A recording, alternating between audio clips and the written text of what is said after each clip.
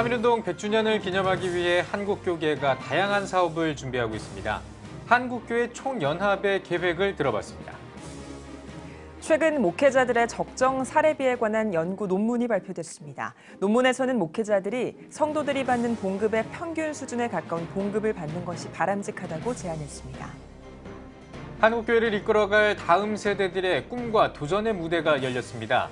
예장합동총회 전국주일학교연합회 2019 전국대회 현장 소식 전해드립니다. CTS 뉴스가 3.1운동 100주년을 맞아 특별 기획 보도를 이어가고 있습니다. 그 두 번째 시간으로 민족 교육 사업에 매진했던 양전백 목사와 민족 복음화에 앞장섰던 길선주 목사의 삶을 조명해 봅니다.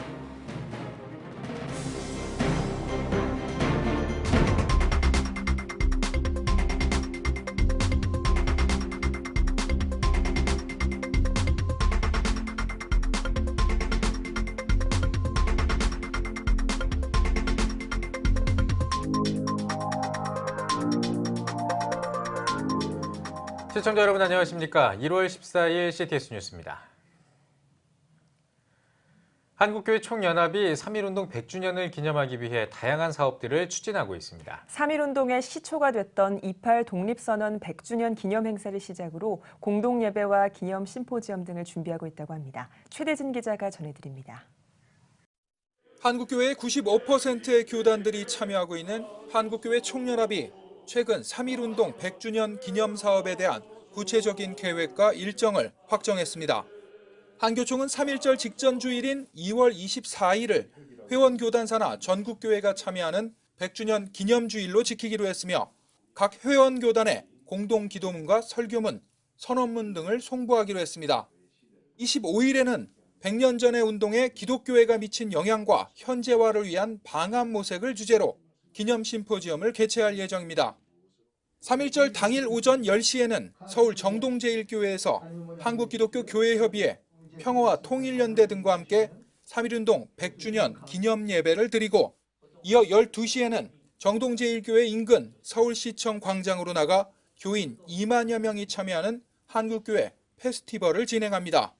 오후 2시에는 광화문 광장에서 7대 종단과 사회단체가 공동으로 준비해온 범국민대회에 함께하게 됩니다. 한교총 3.1운동 100주년위원회 위원장을 맡고 있는 기독교 대한감리회 전명구 감독회장은 3.1운동 100년을 기념하는 역사적인 때에 한국교회가 100년의 의미를 되살리고 풍성한 기념사업을 계획하고 있다며 3.1운동 정신을 일깨우는 귀한 자리로 만들겠다고 강조했습니다. 3.1 정신을 되새기면서 또 우리 교회가 정말 어떻게 하면 애국 애족할 수 있는 우리 선배들의 그 믿음의 정신과 애국 정신을 이어받아서 기독교회는 기독교회대로 뭉치고 하나가 되어서 이런 3.1 정신으로 우선 하나 되는 일, 그런 일을 해나가면 우리 신앙의 선배들이 기뻐하고 또 다음 세대가 박수치는 우리 기독교회가 되지 않을까 그렇게 생각하고 있습니다. 이 밖에도 한교총은 오는 2월 8일 28 독립선언을 기념해 일본 동경 YMCA에서 기념 행사를 개최하고 창작 오페라 3.1운동도 다음 달 26일부터 3월 3일까지 KBS홀에서 선보일 계획입니다.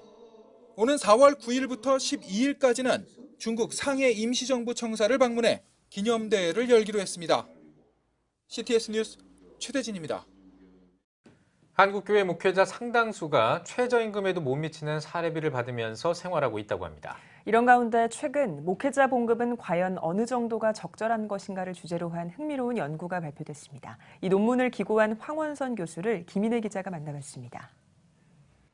최근 장신논단의 목회자의 적정 사례비에 관한 연구 논문을 기고한 백석대 황원선 교수. 황 교수는 목회자들의 봉급은 있어도 되고 없어도 되는 문제가 아니라 적정 수준의 봉급은 반드시 있어야 한다고 말합니다. 하지만 목회자들의 봉급은 너무 많아도 문제가 될 수 있고 너무 적어도 문제가 될 수 있다고 지적합니다. 성경에서는 구약에서나 신약에서나 목회자들의 봉급, 구약에서는 제사장들과 레위인들에 관해서 그리고 신약에서는 이제 사도라든지 목회자라든지 전도자라든지 이런 분들에 대해서 그 생활비 혹은 봉급을 지불하는 것을 당연하게 가르치고 있습니다. 그러니까 하나님께서 그런 제도를 마련하셨어요. 이 논문은 신구약에서 레위인들과 제사장들, 사도들의 봉급이 어떤 재정 공급의 원리로 주어졌는지에 대한 연구를 통해 목회자들의 봉급에 대한 성경적이고 현실적인 기준을 열거하고 있습니다. 황 교수는 신약 성경에서 사도 바울은 빈부 차이가 존재하는 교회들 사이에서 재정적으로 평균을 이루도록 시도했다며 목회자는 자신이 섬기는 성도들 봉급의 평균 수준 근처의 봉급을 받는 것이 바람직하다고 제안했습니다. 봉급이라는 것은 목회자가 그 봉급을 받아서 생활하면서 당신께서 섬기는 그 교회 성도들의 생활과 비슷한 수준의 생활을 하면서 그 성도들을 깊이 이해하는 데 도움이 됩니다. 그리고 이제 공동체 의식도 더 강화되고요. 그래서 목회가 더 수월해지고.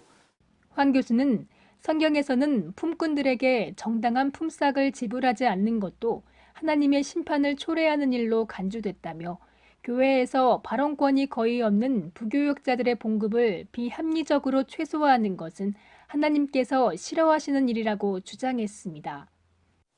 디모데전서 5장에 가면은 그 말씀을 잘 가르치는 자는 배나 존경할 자로 알지니라 그런 구절이 있는데요. 기본적으로 그 말씀의 사역에 대한 존중 그리고 또 그 말씀의 사역에 수종드는 그런 목회자들에 대한 존경을 그 재정적으로 표현하도록 그렇게 하나님께서 계획하셨습니다.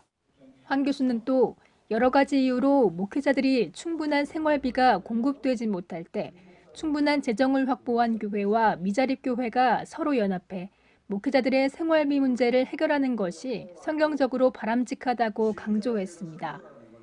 CTS 뉴스 김인혜입니다. 한국교회의 다음 세대는 앞으로 주님의 몸인 교회를 지킬 버팀목이 될 텐데요. 대한예수교 장로회 합동총회 교회학교 학생들이 말씀을 암송하고 찬양하면서 하나님께 영광 돌리는 시간을 가졌습니다. 유현석 기자가 취재했습니다. 사랑의 교회 예배당. 전국에서 모인 주일학교 학생들의 성경고사 대회가 한창입니다. OMR 카드와 시험지가 배부되자 예배당은 마치 수능 시험이 열린 것처럼 긴장감이 감돕니다. 아이들은 창세기, 출애굽기, 레위기 등 성경에서 나온 본문을 토대로 OMR 카드에 답을 기록합니다.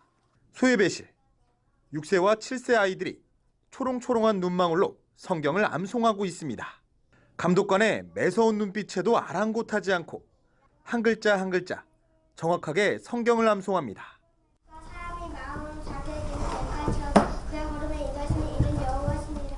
대한예수교 장로회 합동총회 제64회기 전국대회가 열렸습니다.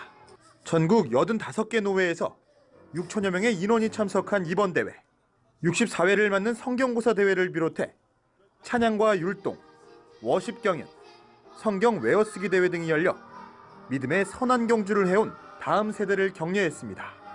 이 대회의 가장 중요한 것은 우리 미래의 꿈과 소망인 것을 여기에 있는 것들을 보여주기 위함입니다. 자식을 응원하기 위해 전국대회에 동참한 부모들. 자녀들이 하나님의 말씀을 외운 경험을 통해 하나님과 동행하는 삶을 살기를 소망했습니다. 하나님의 말씀을 주일날 듣기만 하는 것이 아니라 이렇게 말씀 암송을 통해서 이렇게 귀한 자리에서 또 도전할 수 있다는 자체가 저는 엄마로서 그냥 응원하고 싶습니다. 예장합동총회 주일학교 전국연합회가 주최한 2019 전국대회. 한국교회 미래인 주일학교 아이들에게 꿈과 희망, 자신감을 심어주는 소중한 도전의 무대가 됐습니다. CTS 뉴스 유현석입니다.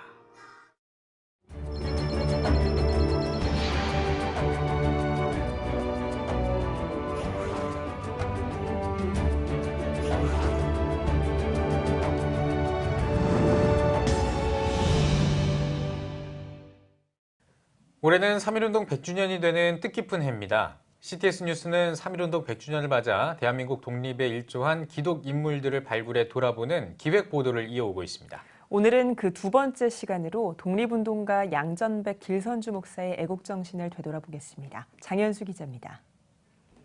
민족교육과 3.1운동에 앞장섰던 독립운동가 양전백 목사.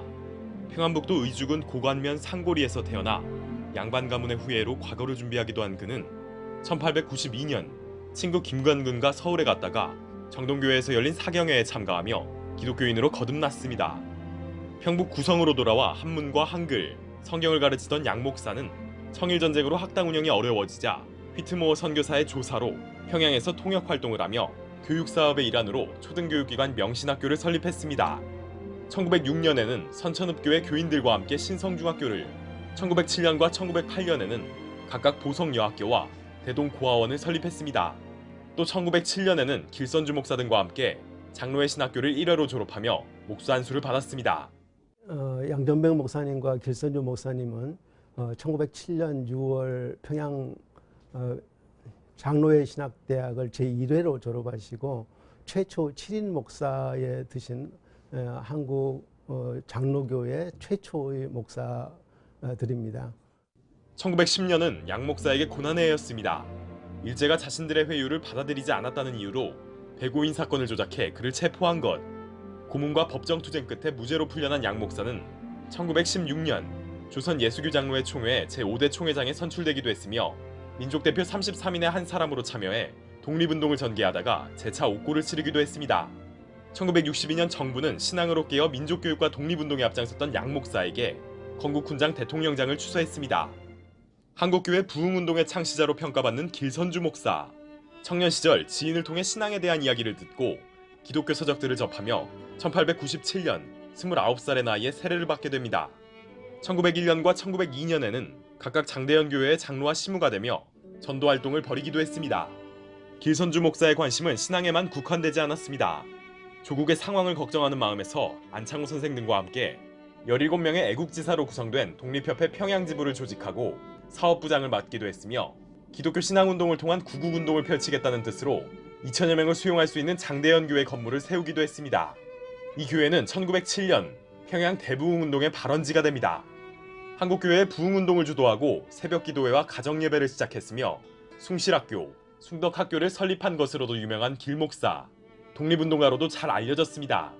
민족대표 33인에 참여해 독립선언서를 공포했다는 이유로 2년여의 옥살이를 치른 길목사는 석방후 부흥운동 전개로 민족복음화 사역에 매진했습니다. 특히 길선주 목사님 같은 경우는 1907년 평양 대부흥운동의 주역이셨기 때문에 전국적으로 널리 이름이 알려지신 분이셨고, 그래서 이분들의 이름이 독립선언서에 실린다는 것 자체만으로도 굉장한 영향력을 가진 그런 일이었기 때문에 각각 민족을 일깨우는 교육사업과 민족복음화에 불을 지폈던 부흥운동으로 유명했던 양전백 목사와 길선주 목사, 민족대표 33인이었던 두 목사의 애국심과 신앙심이 오늘날 한국교회에도 귀감이 되고 있습니다. CTS 뉴스 장현수입니다. 예장합동 교단이 목회자와 교회 직원을 대상으로 성윤리 교육을 진행하기로 했습니다. 합동교단은 실행위원회에서 담임 목회자와 부목회자, 기관 목회자와 교회 직원들을 대상으로 전국 3개 권역에서 세미나를 진행하기로 했다고 밝혔습니다. 또 성윤리 교육이라는 용어가 목회자 전부를 잠정적 성범죄자로 치부하는 인상이 짙어 용어 사용에 신중을 기해야 한다는 논의도 이어졌습니다. 기독교대학 감리회 감독협의회가 신년 할애회를 진행하고 신임 감독 축하 예배를 드렸습니다. 그래도 희망이 있습니다를 제목으로 설교를 전한 기독교대학 감리회 전명구 감독회장은 성경으로 돌아가 믿음의 성장을 이뤄야 한다고 말했습니다. 2부 행사에는 신임 감독들을 축하하는 순서가 진행됐으며 이어진 순서에서 제7보병사단 101연대 승리교회가 광림교회 김선두 목사에게 감사패를 전달했습니다. 광림교회는 승리교회 건축을 지원한 바 있습니다. 한국기독교교회협의회가 신년 기자간담회를 열고 한 해 사역 계획을 밝혔습니다. 교회협 이용종 총무는 기자회견에서 올 한 해 한국교회 에큐메니컬 운동의 기반을 다지는 일에 집중하겠다고 밝혔습니다. 또 차별을 없애고 평등한 세상을 만들며 지역교회와의 소통을 토대로 한반도 평화와 통일 문제에 접근하겠다고 덧붙였습니다. 교회협은 또 3.1운동 100주년 연합예배를 3월 1일 오전 10시 정동 제1교회에서 드리기 위해 준비하고 있다고 밝혔습니다. 기독교가 설립 운영하는 법인이 633개로 다른 종교에 비해 월등히 많은 것으로 나타났습니다. 문화체육관광부의 2018 종교 현황에 따르면 종교별 법인 수가 기독교는 633개로 353개인 불교보다 2배 이상 많은 것으로 알려졌습니다. 또 일반 대학 등 고등교육을 실시하고 있는 종립학교 145곳 가운데 109곳이 기독교가 설립하거나 운영하고 있는 것으로 드러났습니다. 신길교회가 2019 전국 청소년 겨울 성령 콘퍼런스를 개최합니다. 하나님의 나라를 경험하라를 주제로 열리는 이번 콘퍼런스는 신길교회 이기용 목사가 주 강사로 성령 캠프와 달란트 대회, 선택 특강 등 다채로운 프로그램들로 진행됩니다. 이기용 목사는 한국교회와 우리 사회의 미래인 청소년들이 하나님을 만나는 귀한 자리로 만들겠다며 행사 취지를 설명했습니다. 3회째 하고 있고요. 우리 전 교인이 또 기도하면서 우리 청소년들 한 명 한 명이 우리 교회를 왔을 때 또 하나님과의 그 인격적 임팩트를 위해서 기도할 뿐만 아니라 우리의 섬김을 통해서 저들이 하나님의 사랑을 체험할 수 있도록 그렇게 최선을 다해서 지금 전 교인이 기쁨으로 준비를 하고 있습니다. 이기용 목사는 전임 목회지였던 서산교회에서부터 20여 년 넘게 청소년들을 대상으로 성령 콘퍼런스를 전개해왔습니다. 신길교회는 지난 2018년 1월부터 겨울과 여름에 전국 청소년 성령 콘퍼런스를 진행하고 있으며 매 대회마다 1,500여 명의 청소년들이 참석하는 대표적인 수련회로 자리매김하고 있습니다. 루터대학교와 라이프호프 기독교 자살예방센터가 업무 협약을 맺었습니다. 생명문화 확산과 자살 예방 운동을 위해 업무 협약을 맺은 두 단체는 우리 사회의 생명의 소중함을 일깨우는 일에 상호 협력해 나가기로 했습니다. 두 단체는 또 노인 자살 예방 활동과 학생을 대상으로 한 생명 존중 교육, 라이프 워킹 캠페인 등을 함께 나가기로 했습니다. 한국 작은교회 살리기 운동본부가 주최하고 동선교회가 후원하는 제18회 목회 사관 훈련 100교회 선정 세미나가 개최됐습니다. 강사로 나선 동선교회 박재열 목사는 성령님이 함께하고 믿지 않는 영혼도 여전히 많기 때문에 교회 부흥은 안 될 수가 없다며 목회에만 전념해야 한다고 강조했습니다. 세미나를 통해 선정된 120개 교회는 1년 동안 기도와 말씀, 전도에 집중하는 목회 사관 훈련 과정을 수료해야 하며 매달 30만 원 상당의 현금과 전도 물품을 지원받게 됩니다. 문 닫는 교회들이 지금 속출하고 포기하는 교회가 속출한데 그 작은 교회들을 우리가 도와주고 협력해서 살려가지고 한국교회 복음화를 진짜 이제 2002년에 시작한 작은교회 살리기 운동본부 목회 사관 훈련에는 지금까지 1,800개 교회가 참여했으며 지금까지 80% 이상의 교회가 자립에 성공했습니다. 히즈쇼 주일학교 2019년 첫 교사 강습회가 감리교 신학대학교 100주년 기념홀에서 열렸습니다. 이날 강습회는 주제 강의를 비롯해 예배 시연과 공과 교수법, 가정연계 학습법 등 주일학교 교사들을 위한 다양한 정보를 제공하는 시간으로 진행됐습니다. 새해 첫 이제 시작하면서 새로운 이제 교사분들 저희가 좀 재충전하고 교육하고 또 이제 같이 기도하는 시간을 마련하려고 저희가 이제 매년 1월마다 전국을 돌면서 저희 강습회를 진행하고 있습니다. 히즈쇼는 부산과 대전, 부천, 강원 등 전국 각 지역에서 교사 강습회를 이어갈 예정입니다.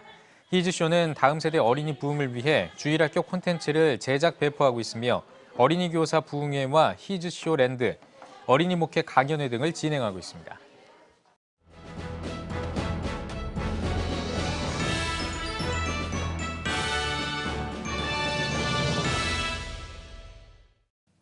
전국 각 지역별 네트워크 뉴스입니다.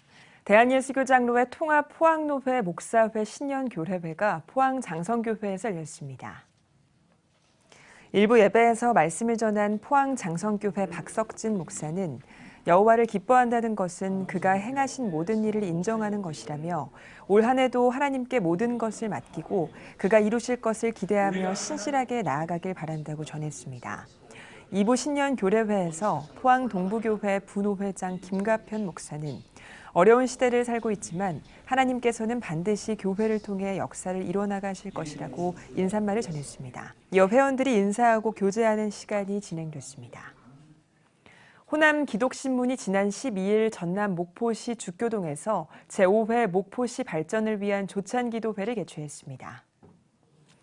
지자체 단체장을 비롯해 지역교계 지도자 200여 명이 함께한 가운데 호남 기독신문사 사장 겸 목포 주안교회 모상련 목사는 지금 우리는 한 영혼을 살리는 복음을 전하며 오직 하나님께 영광 돌려야 한다며 그 하나님께서 우리와 동행하시기에 목포시는 계속해서 성장하고 교회는 부흥하는 은혜를 누리게 될 것이라고 전했습니다. 이어 참석자들은 국가와 민족, 목포시 경제발전 그리고 목포시 성시화를 위해 특별 기도했습니다. 한편 호남 기독신문은 사회 문제를 기독교적인 시각으로 분석하고 올바른 성경적 여론을 형성하기 위해 2012년 창간돼 지역 복음화 사명을 다하고 있습니다. 대한예수교장로회 통합총회 순천노회 2019년 신년 시무예배와 할애회가 지난 10일 태금 중앙교회에서 진행됐습니다. 설교로 나선 전 노회장 이창호 목사는 예수님을 닮아 모범이 되며 거룩함을 회복해 교회를 다시 일으키는 지도자들이 되길 바란다고 전했습니다. 이어진 할애회에서 노회장 백유현 목사는 하나님께 감사하며 말씀과 기도로 순천노회 모든 교회가 부흥하는 한 해가 되길 바란다고 인사했습니다. 전북기독언론협회와 전북기독포럼이 공동 주최하는 신년 할애 예배가 전북 지역 기독 언론인과 목회자들이 참석한 가운데 열렸습니다. 이날 예배에서 전주 샘물교회 서화평 목사는 요즘 같은 어지러운 시대에 언론의 자세가 어느 때보다 중요한 시기라며 기독 언론과 교회가 힘을 다해 전북 지역 부흥을 위해 힘써야 한다고 전했습니다. 한편 전주 장로교회 연합회 신년 감사 예배도 전주 지역 목회자들이 참석한 가운데 개최됐습니다. 이날 행사에서 전주 장로교회 연합회장 임건우 원로 목사가 설교를 맡았으며 특별 순서로 증경회장들의 신년 덕담과 전북 성지화 사업협의회가 추진하는 기독교 근대역사기념관 건축 기금 전달식이 진행됐습니다. CTS 전북방송 학원 운영이사회가 신년 할애 예배를 전북 지역 학원장들이 참석한 가운데 드렸습니다. 이날 예배에서 신전주교회 김상기 목사는 다음 세대가 부흥하기 위해서 리더들의 본분이 어느 때보다 중요한 시대라며 전북 지역 기독학교 교장들이 사랑과 헌신의 리더십을 보여주길 바란다고 전했습니다. 한편 CTS 전북방송 여성합창단 2019 신년 할애 예배도 단원들이 모인 가운데 드려졌습니다. 이날 예배에서 전주 북문교회 송정헌 목사가 설교를 맡았으며 이어진 회의에서 합창단 정기연주회와 전북방송 순회 헌신예배 캠페인 등 다양한 안건이 토의됐습니다. 청주시 기독교연합회가 지난 10일 청주 S컨벤션에서 2019 신년 할애회와 회장 이취임 예배를 진행했습니다. 청주시 기독교연합회 수석 부회장 류충렬 목사의 사회로 진행된 예배에서 말씀을 전한 뉴비전교회 김은수 목사는 생사화복을 주관하시는 하나님의 도우심으로 항상 승리하고 축복 가득한 한 해가 되길 바란다고 전했습니다. 이어진 회장 이취임식에선 김학선 목사의 이임사와 아하 순복음교회 음태봉 목사의 취임사가 이어졌습니다. 이 청주에 있는 모든 교회들과 충청북도에 있는 교회들을 같이 깨어서 함께 하나님의 나라와 복음을 위해서 이 복음의 나팔을 불고 하나님의 뜻을 이루어가기를 소원합니다. 아울러 2018년 부활절 준비위원장에게 공로패와 이임 회장에게 감사패를 전달했으며 청주 제1교회 이건희 목사의 희망 메시지와 충청북도 이시종 도지사를 비롯한 정관계 인사의 축사가 이어졌습니다. CTS 중부방송 신년 할애 예배가 천안 하늘중앙교회에서 드려졌습니다. 이날 예배에는 CTS 중부방송 이사장 유영환 감독을 비롯한 천안과 아산, 당진시 운영이사들이 참석했으며 신년 할애 예배와 신임 운영이사장, 운영이사 위촉식 등으로 진행됐습니다. 아산시 운영이사장으로 생명샘 동천교회 박기환 목사가 위촉됐으며 천안과 아산, 당진시 신임 운영이사 13명이 위촉돼 CTS 중부방송 방송선교에 동참하게 됐습니다. 이날 설교를 맡은 기독교대한감리회 충청연회 김규세 감독은 하나님이 우리를 지으셨고 돌보신다는 것을 기억하며 감사하고 또 감사하는 신앙인이 돼야 한다며 2019년은 CTS 중부방송과 운영이사회가 감사하며 성장하는 한 해가 되길 바란다고 전했습니다. 제23회 장애인 선교 지도자 세미나가 하나님의 정의를 실천하는 장애인교회 학교를 주제로 열렸습니다.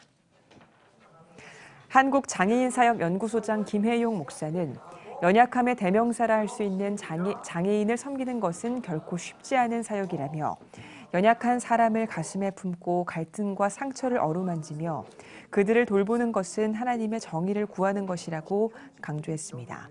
김 목사는 장애인 교회 학교들이 이번 세미나를 통해 하나님의 정의가 구현될 수 있도록 도움을 얻길 바란다고 전했습니다. 주제 강의 이후 장애인 교회학교와 직업 연계, 문제 행동 사례 연구 발표, 장기 근속 교사와 공로자 시상 등의 순서가 진행됐습니다.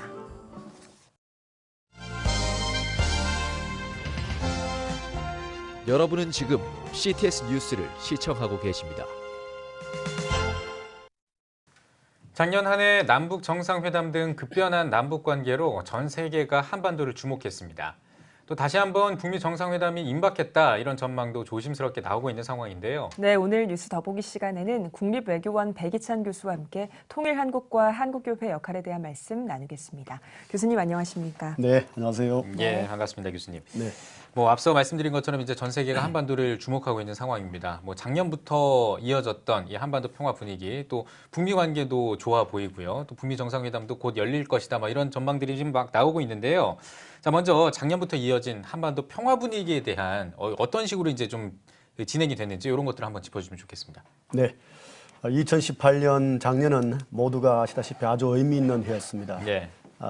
우리 남과 북의 분단 정부가 수립된 지 70년이 되는 해였죠. 그리고 우리나라에서 동계올림픽, 평창 겨울올림픽이 열리는 그런 해였습니다. 예. 이런 의미 있는 해에 많은 변화가 일어났습니다. 가장 크게는 남북 정상회담이 3차례나 열렸죠. 기존에 2000년에도 또 2007년에도 남북 정상회담이 열렸지만 정부 임기 5년 동안 한 번밖에 안 열렸거든요. 그런데 작년에는 1년간 3차례나 정상회담이 열리는 이런 일이 일어났고요. 그중에서 한 번은 북한의 김정은 위원장이 남한을 직접 그 땅을 방문하는, 물론 그 거리는 짧았습니다만 그런 일도 일어났죠. 그 뒤를 이어서는 6월 12일에 최초로 70년 만에 처음으로 북한과 미국이 정상회담을 하는 싱가포르에서 정상회담이 개최된 이런 일이 일어났습니다. 그리고 그것뿐만 아니고 북한과 중국 사이에도 김정은의 집권 이후로 한 번도 정상회담이 열리지 않았는데 3차례나 정상회담이 열렸어요. 그렇게 해서 한반도 전체가 기존의 적대적이고 전쟁의 위기 속에서 한편은 평화와 대화와 협력으로 갈 수 있는 그런 획기적인 어떤 전환의 시점, 그것이 저는 2008년이었다고 보고요. 그 2018년이 올해 2019년으로 어떻게 연결될 수 있을지 그것이 매우 중요한 관전 포인트라고 볼 수 있겠습니다. 네. 이제는 한반도 정세가 단순히 남과 북을 넘어서서 세계 평화를 위해 중요한 역할을 하는 그런 것들이 됐는데 이제 북미 정상회담도 다시 열릴 거라는 예상도 나오고 있고요. 교수님 보시기에 앞으로의 동북아 정세 좀 어떨 거라고 보십니까? 네. 2019년 되자마자 모든 사람들이 가장 관심을 집중했던 것은 2019년 1월 1일에 발표되는 김정은의 신년사였습니다. 이 메시지가 과연 한반도의 비핵화 또 평화체제, 나아가서 동북아의 평화에 어떤 영향을 미칠 것인가를 매우 주목하고 있었죠. 이번에 김정은 위원장의 신년사를 보면 크게 2가지의 메시지가 있었습니다. 첫 번째는 경제에 대한 강조였어요. 이전에 어떤 신년사에도 보기 힘들 정도로 경제를 강조했고요. 38번이나 경제를 언급을 했습니다. 그리고 그 다음으로 언급을 한 것이 평화에 대한 언급이었어요. 경제와 평화를 2019년의 핵심적인 한반도 동북아 문제를 푸는 이런 어떤 키워드로 잡고 있다. 이것이 저는 매우 중요하다고 봅니다.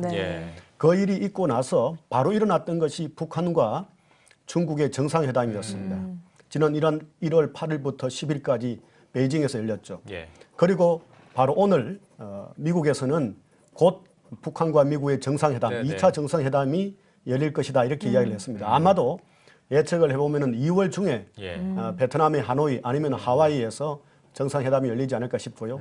그 정상회담이 열린다 하면은 바로 이어서 이제 공식적인 북한의 김정은 위원장이 서울을 답방하는 이런 남북 정상회담이 아마도 3월 달쯤 열리지 않을까 이런 생각이 듭니다. 그 뒤를 이어서는 이제는 시진핑 중국 주석이 평양을 방문하고 또 러시아의 푸틴과 김정은 위원장이 정상회담을 하고 아베 일본 수상과 김정은 위원장이 정상회담을 할 수 있는 이런 것들이 저는 올해 1년 내내 펼쳐질 가능성이 있다고 보고요. 이렇게 되면서 전체적으로 완전한 비핵화를 향한 북한의 이 점진적인 비핵화의 과정을 거쳐서 완전한 비핵화로 가는 그런 길이 열리는 것과 동시에 남북관계도 발전하고 한반도뿐만 아니고 동북아의 평화체제를 향한 이런 논의도 구체적으로 2019년에 이루어지지 않을까 이렇게 생각을 하고 있습니다. 네, 알겠습니다. 그런 흐름이 계속 이제 이어져서 결국에는 이제 통일 한국을 바라는 이런 국민들의 염원도 좀 많이 있는 것 같은데, 근데 그 통일 한국을 바라지만 또 이 어떤 방법이라고 해야 될지 어떤 과정이라고 해야 될지 이런 것들이 이제 바라보는 시각들이 좀 다 다른 것 같은데요. 통일 한국의 지향점 어떤 식으로 가면 좋겠는지 우리 교수님 어떻게 보시는지 좀 궁금하거든요. 저는 지난 한 10여 년 동안에 통일에 대해서 많이 강연을 했습니다. 네. 교회에서도 하고 학교에서도 하고 여러 사람들을 대상으로 했는데요. 그때마다 제가 강조한 것은 통일은 단순하게 남과 북을 합친 것이 아니다. 남과 북을 합쳐서 그냥 되는 것이 아니고 새로운 코리아, 새로운 한국, 통일된 한국을 만드는 과정이다. 이렇게 저는 이야기를 했습니다. 이 새로운 한국, 통일된 한국은 그러면 구체적으로 어떤 모습이냐라는 것을 우리가 먼저 생각할 필요가 있는데요. 저는 제일 먼저 생각할 수 있는 것은 지난 우리의 역사, 100년의 역사, 150년의 역사를 보면은 우리 한반도가 동북아에서 전쟁의 진원지였습니다. 19세기에 보면은 청일전쟁, 러일전쟁, 그 이후로 태평양 전쟁, 한국전쟁까지 한반도가 전쟁의 진원지였거든요. 그런데 우리가 앞으로 남북 간의 교류 협력을 하고 한반도의 어떤 통일을 이룬다는 것은 이 한반도가 동북아에서의 평화의 발원지가 되는 지금 미국과 중국, 나아가서 해양 세력과 대륙 세력의 첨예한 대립이 이 동아시아에서 일어나지 않습니까? 이런 상태에서 한반도가 평화의 땅이 되고 통일의 어떤 시대로 열어간다면은 이것이 동북아 전체의 평화로 나아가서 동북아 전체의 어떤 공동체 형성으로 이어질 수 있다라는 것이고요. 두 번째는 지난 170년 동안 우리 대한민국은 섬처럼 살아왔습니다. 사실은 사면이 바다일 뿐만 아니고 남과 북의 교류가 완전히 중단됨으로써 섬처럼 살아왔던 이 어려운 상황 속에서 한반도가 우리 코리아가 통일한다는 것은 이제는 우리가 온전한 대륙 국가이자 해양 국가로 온전한 해륙 국가로 살아간다는 것을 의미하죠. 다른 한편으로 보면은 지난 역사 동안에 우리는 이른바 네 말의 말에 의해서 사지가 찢어지는 그런 거열이라는 형벌을 받은 국가였다면 이제는 사두마차에 올라타는 남과 북이 교류하고 협력하고 한반도의 완전한 비핵화와 통일을 이룸으로써 사두마차에 올라타는 그런 나라가 될 수 있다고 생각을 합니다. 예를 들어서 미국과 중국, 일본과 러시아가 앞에서 끄는 우리가 70억 인류가 탈 수 있는 그런 마차를 만들어서 거기에 올라타는 기수와 같은 나라가 바로 저는 앞으로 우리가 만들어갈 뉴 코리아, 통일 코리아다 이렇게 생각을 하고요. 이런 비전을 가지고 우리가 나갈 필요가 있는데 이러한 비전의 핵심에는 저는 모든 인간은 존엄하다. 모든 인간은 똑같이 존엄하다. 이런 우리의 가치가 있다고 봅니다. 잘 아시다시피 우리 대한민국 헌법 10조에는 모든 인간의 존엄에 대해서 이야기하거든요. 그런데 이런 모든 인간의 존엄의 핵심적인 근거에는 성경적인 인간관이 있죠. 모든 사람들은 하나님이 창조했고 그리고 하나님이 사랑하기 때문에 저는 가치가 있다 이렇게 보고요. 그것을 기초로 하는 나라가 바로 뉴 코리아, 유나이티드 코리아, 통일 코리아다 이렇게 저는 생각을 하고 있습니다. 네. 듣기만 해도 설레네요. 네, 앞서서 남북의 교류와 협력에 대해 말씀을 해주셨는데 통일을 이루기 위해서 북한과의 민간 교류도 활성화돼야 된다라는 목소리도 있습니다. 뭐 삼림을 조성한다든지 의료적인 지원을 한다든지요. 그래서 민간 교류를 활성화하기 위한 한국교회 역할은 어떤 게 있다고 보십니까, 교수님? 네. 제가 두 달 전에 작년 10월 4일에 평양을 11년 만에 다녀왔습니다. 2007년 14 정상선언을 할 때 그때 저는 대통령 비서관으로서 대통령을 수행해서 평양 정상회담에 참여를 했는데요. 그 이후로 11년 만에 다시 이제 그 14 정상선언을 기념하기 위해서 다녀왔는데요. 그러면서 느꼈던 것은 뭐냐 하면은 그때 한 160명 정도가 같이 갔거든요. 정부 관계자도 있었고 지방자치와 관련된 관계자들, 시장, 또 구청장도 있었고요. 그리고 일반 민간인들도 있었어요.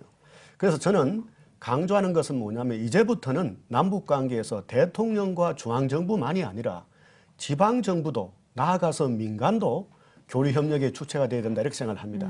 남북 간의 교류협력과 평화와 번영과 통일의 주체로서 이른바 저는 삼두마차를 이야기하는데요. 중앙정부와 지방정부와 민간이 삼두마차가 되어서 나갈 필요가 있다는 거죠. 여기서 보면은 이렇게 나갈 때 중앙정부는 북한의 중앙정부라는 게 명확한 자기 대상이 있지 않습니까? 근데 이제는 지방자치단체들도 자기의 대상을 정할 필요가 있다는 거죠.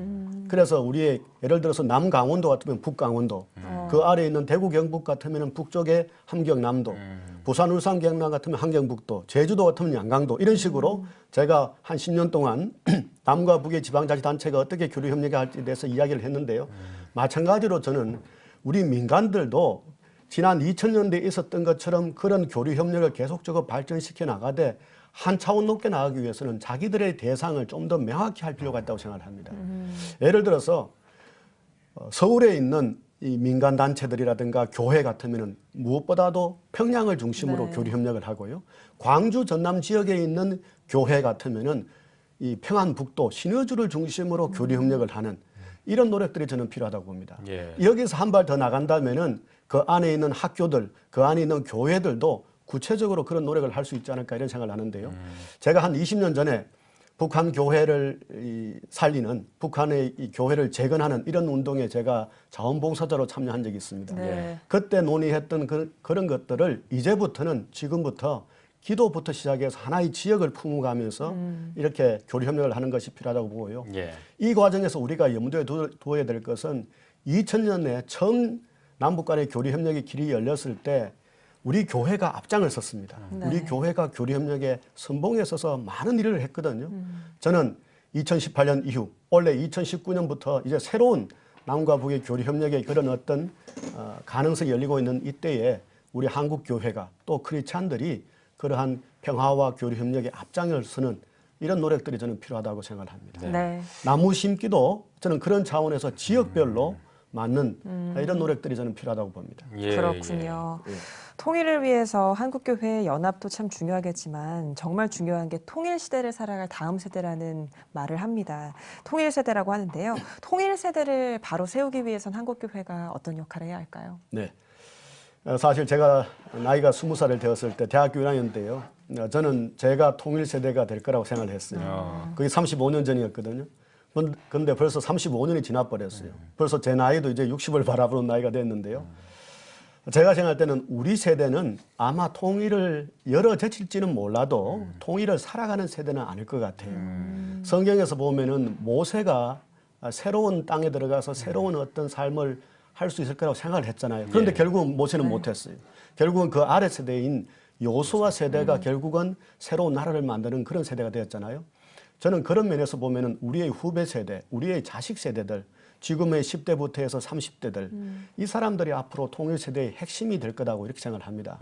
장기적으로 보면은 저는 통일은 갑자기 올 수도 있겠지만 사실은 점차적으로 될 가능성이 높다고 보거든요. 앞으로 30년에 걸친 점진적인 어떤 교류 협력과 북한의 경제 발전과 완전한 비핵화와 평화 체제를 만드는 이런 노력의 결과가 이루어질 것이기 때문에 지금부터 이 통일 세대, 이 젊은 세대들이 통일에 대한 새로운 꿈을 가지고 통일을 준비해 나가는 것이 필요하다고 봅니다. 예를 들어서 저는 여기서 여호수아 세대가 그랬던 것처럼 통일에 대해서 이것을 담대하게 우리의 것이다라고 이렇게 취하는 노력이 필요하다고 봅니다. 통일이라는 것은 우리가 망하는 것이 아니고 적과 꿀이 흐르는 땅이다. 아름답고 광대한 땅이다라고 생각을 해야 돼요. 그런데 우리 젊은 세대들은 남과 북이 가까워지고 통일되면은 결국 우리의 경제가 나빠지고 사회가 불안해지고 못 살게 된다고 이렇게 생각을 하거든요. 그것이 아니고 통일은 적과 꿀이 흐르는 아름답고 광대한 땅이다라고 생각하는 이런 비전을 갖는 것이 저는 무엇보다도 필요하다고 생각을 합니다. 네, 알겠습니다. 자, 이 통일 세대를 세우기 위한 캠프도 진행이 된다고 제가 들었는데요. 2019 통일 비전 캠프, 이게 어떤 캠프인지 또 간략한 소개 좀 부탁드리겠습니다. 예, 수많은 그 찬양곡을 만들었던 부흥 한국이 주도가 되어서 2008년에 시작을 했습니다. 그때 제가 청와대 비서관으로서 일을 마치자마자 이 캠프에 참여를 했는데요. 제1회 캠프였습니다. 그로부터 이제 11년이 지나서 이제 올해로서는 2019년이니까요. 벌써 12번째 캠프가 시작되는 거죠. 이 캠프에서 올해의 주제는 뉴 코리아를 향한 하나님의 부르심입니다. 2018년도의 주제는 평화의 땅 통일 코리아였거든요. 그런데 과연 2018년도에 남과 북의 수많은 일들이 일어나면서 이제 더 이상 우리가 전쟁을 생각하지 않고 평화를 꿈꿀 수 있는 그런 길이 열렸죠. 원래 2019년에는 이 뉴 코리아를 향한 하나님의 부르심이라는 주제고요. 거기에서 이제 이 성구는 주제 성구는 이사야서 65장에 나오는 새 하늘과 새 땅에 대한 이 성구를 가지고 묵상을 하고 또 기도를 합니다. 저는 이 통일 비전 캠프가 노원구에 있는 한국 성서대학교에서 이제 내일부터 3박 4일간 열리거든요. 그 모든 사람들에게 오픈이 되어 있습니다. 따라서 뉴 코리아를 향한 하나님의 부르심을 묵상하면서 새로운 통일 코리아, 남북 교류 협력의 새로운 역사에 대한 우리의 실천적인 방안들을 함께 고민할 수 있는 그런 시간이 되기를 기대합니다. 네, 교수님 마지막으로 한국교회 성도님들께 한 말씀 부탁드립니다. 네. 사실 저는 우리 한국 교회의 역사를 보면은 저는 자랑스러운 역사였다 이렇게 생각을 합니다. 우리 100년 전의 역사를 보면은요. 그때 우리 조선말 이른바 구한말이 퇴락했을 때 부정부패와 그리고 무기력에 휘말려 있었을 때 그 당시에 우리 초대교회가 앞장을 서가지고 한국 교회를 새롭게 만들고 한국 사람들이 이른바 의식과 정신세계를 새롭게 만들었거든요. 그리고 그 결과 나타난 것이 1907년에 신민회로 나타났고요. 1919년에 3.1운동을 앞장서는 이런 역할을 했잖아요. 사실 대한민국이 1919년에 이렇게 출발을 했는데요. 거기에 핵심적인 인사가 거의 절반 이상이 다 크리스찬이었어요. 당시 전체 인구의 5%도 되지 않았던 크리스찬들이 결국은 3.1운동에서는 전체 34명 중에 절반 이상을 차지하고 대한민국 임시정부를 만드는 핵심적인 인사가 되었거든요. 진취적이었어요. 100년 전에 우리 초대교회 우리 조상들은. 저는 우리의 전체적으로 2000년 기독교 역사에서 우리 초대교회가 진취적이었거든요. 그런 것처럼 우리의 조상들, 우리의 초대교회의 선배들을 본받아서 지금 우리 한국교회도 진취적으로 우리 시대의 문제를 해결하고 우리 현재의 나라의 문제를 해결해 나가는 이런 노력들이 저는 필요하다 이렇게 생각을 합니다. 네, 알겠습니다. 네, 오늘 뉴스 더 보기 시간에는 통일한국과 한국교회를 주제로 국립외교원 백이찬 교수와 함께 이야기 나눠봤습니다. 교수님 오늘 귀한 말씀 고맙습니다. 네, 감사합니다.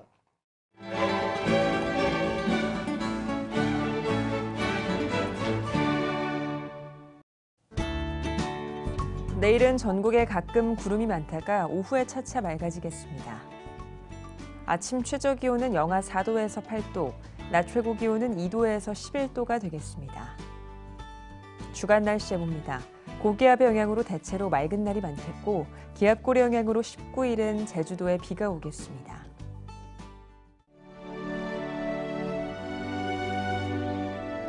백만인 기도운동에 새롭게 참여하신 분들입니다.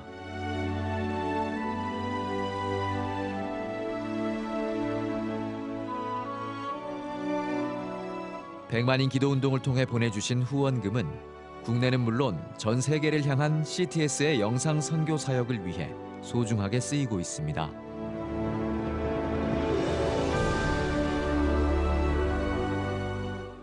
CTS 뉴스 오늘 순서 여기까지입니다. 시청해주신 여러분 고맙습니다.